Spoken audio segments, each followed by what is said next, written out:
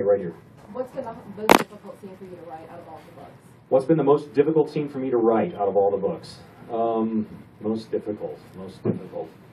I don't know. It's going to be one of those ones that I wrote on a day where I really didn't want to write. Because there are days like that when you're a writer. I mean, you don't just sit down and go, aha, I feel the creative spark today, and everything is working wonderfully. And look, it's 6 hours later, and I've got a wonderful scene, and now I shall play video games. It doesn't work like that. There are days where you sit down and you go, oh, I hate this jerk, Harry Dresden. I'm sick of spending time with him. All the people in this world, I could just set them all on fire and kill them at this point.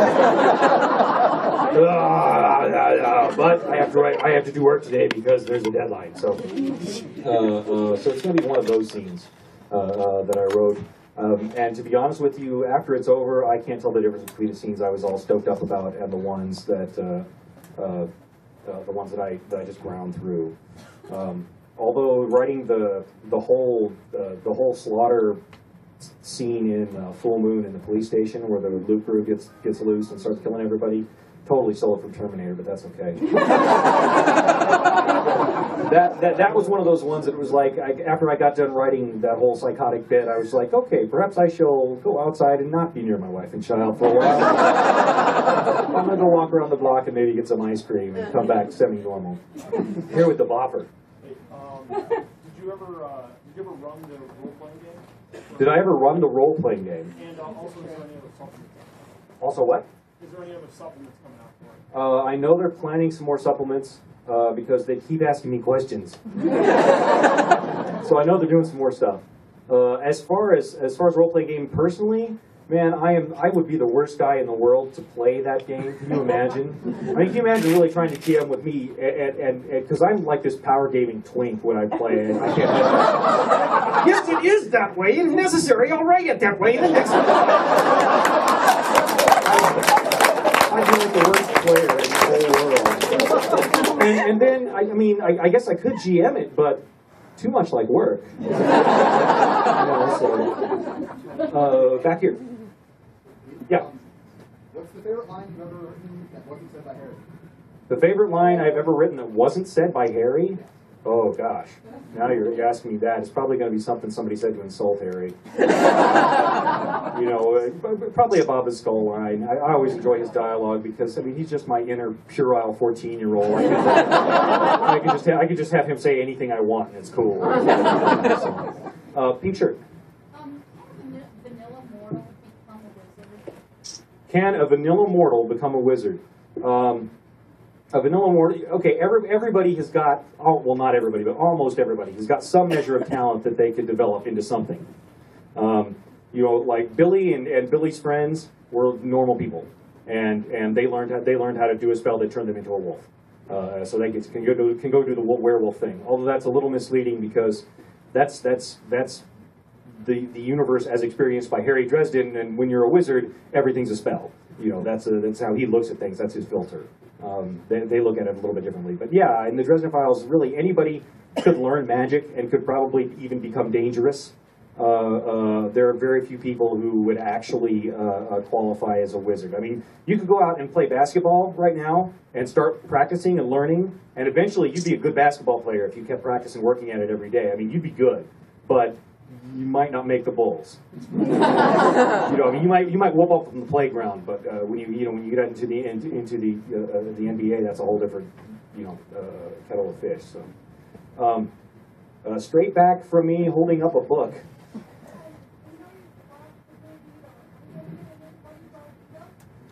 Okay, are we going to get a new Beetle? I don't know yet. We'll see what kind of car Dresden winds up with. Smashing stuff was just sort of one of the themes of Changes. It was great fun. I felt like the guy who spent 6 months building the tiny model set of Tokyo and then finally gets to strap on the Godzilla suit and go kick it all down. That's what Changes was like for me. I don't know about y'all. I got to the end of that and was like, woo! And then I looked around and there was a great scream through the universe that millions of my fellow nerds had cried out in outrage. But anyway, orange shirt right here. Yeah. As you go through the creative process for Harry or even for Alara, How much does Shannon interact with you? Is she part of the process? As I go through the creative process for Harry or for Alara, how much does Shannon interact with me, and is she part of the process? Shannon gives me enormous amounts of advice when I'm having trouble, when I'm running into something, when I have a problem that I need to get through, which I promptly ignore and then find a different solution just because it didn't come from me. And then I return the favor with her work, which she promptly ignores all my brilliant advice, which I'm sure is brilliant, and then does her own thing. But the process of us explaining the problem to each other and then rejecting the other person's idea, because that is part of the process, make no mistake. Apparently that really helps both of us figure out what we actually need to do. But other than that, we work, man, 3 dimensions are not enough to keep us far enough apart. We also have to work at different times of the day. You know, we've moved to 4. Yeah, we have a very separate creative process. Here with the tats. Are you going to do any more kind of bigger storylines with characters out of Characters out of? the Paranet? With character. Okay, am I going to do any more work with characters from the Paranet? Yes and no. There will be some of them that factor in, and Elaine is kind of the executive president of the Paranet, so she'll be involved. But at this point, I can't keep layering on the new characters and still get to the end of the story I'm telling, which I want to do. I mean, the Dresden Files is a story that actually has a beginning and a middle and an end, and I have a plan for where it's going. So I don't want to. Yeah, stories end, guys. So, the ones that don't end when they're supposed to, you know what they wind up like? Last season of X-Files, and that's just trash. Seriously. Okay, back here with the holding up the Kindle. All right, this is a wild theory question, so you might not answer this at all, but does the black athame allow the Fae to forswear themselves? Does the black athame allow the Fae to forswear themselves? Ooh. Because if it did, that would be awfully nice. Even if it just let them fib. Wow. Oh, that would be awful. And the answer to that question is no, and kinda. We'll get there, and actually we'll actually get to a part of that in book 14, Cold Days, which I already wrote the first sentence to it, and that's the hardest part. After I've got that first sentence, the rest can usually go pretty good, you know. So. What is that? Oh, what, you want me to tell you? I gotta sell another whole other book. Okay, the first sentence of Cold Days is, Mab has unique ideas about physical therapy.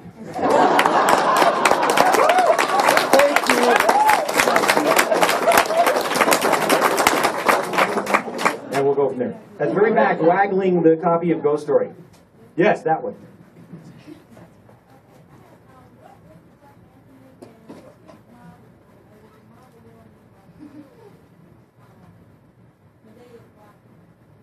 Okay, what is the black? Okay, the question was, what is the black athame and what is its relation to Medea's Vodkin? Is that correct? Okay.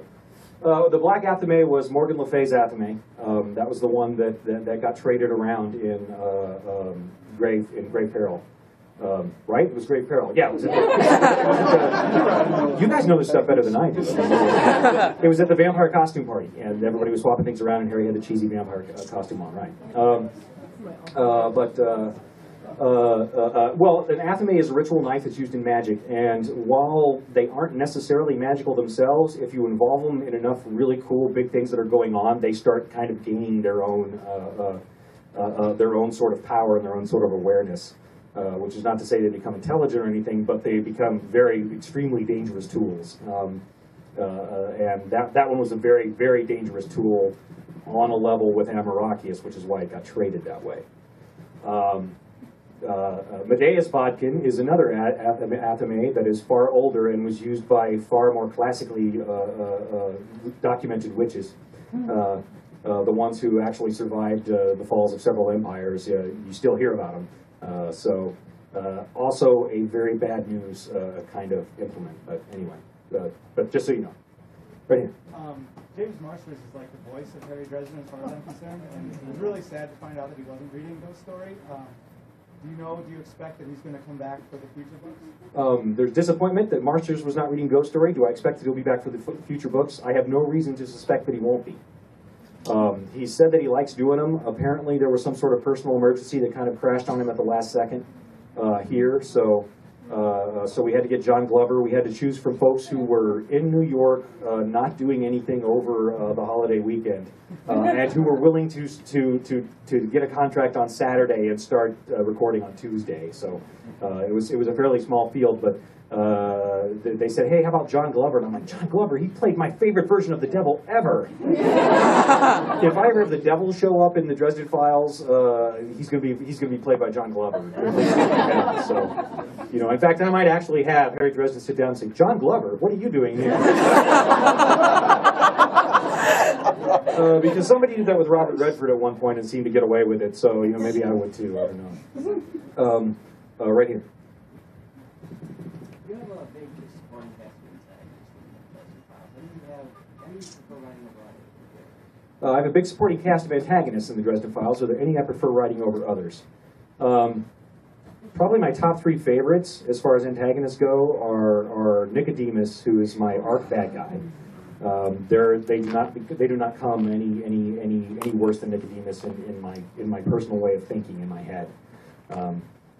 He's smart. He's obsessively powerful. He is completely without any sort of real empathy or emotion at all, which makes him just a really dangerous guy. Or a politician, one of the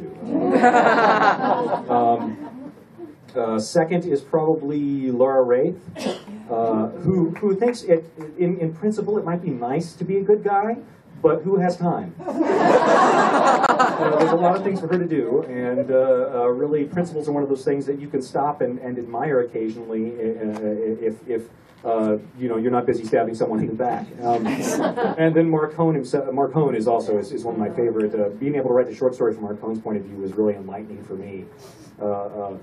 Because really, I had never really been entirely certain what his take on Dresden was until I actually got in his head and started writing him for a while. And then it's like, you know, he's the guy who looks at Dresden like, you know, it's the guy who looks at the drunken sheriff in town who's just like, I just want the shootouts to stop. You know, it's like, come on. I mean, yes, you keep winning them, but come on. There's got to be a better way that breaks fewer windows.